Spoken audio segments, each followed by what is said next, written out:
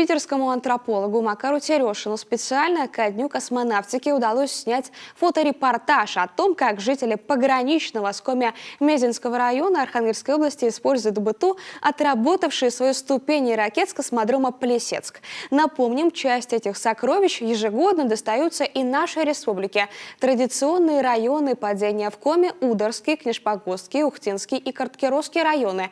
Итак, в чем привлекают они сельчан?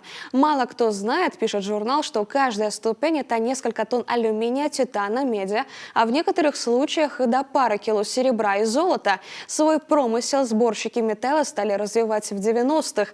По рассказам, люди объединялись в целые группы, приходили со своим инструментом, потому что просто так вывести 20-метровую ступень из леса было весьма сложно. Листами обшивали строения, лодки, лепили даже ограды на могилы. Не пугало даже возможное наличие гептила, токсичного топлива, которым заправлялись некоторые модели. Но вот, похоже, этой истории пришел конец. Сегодня военные сместили районы падения намного севернее, а все, что упало ранее, местные, похоже, уже собрали.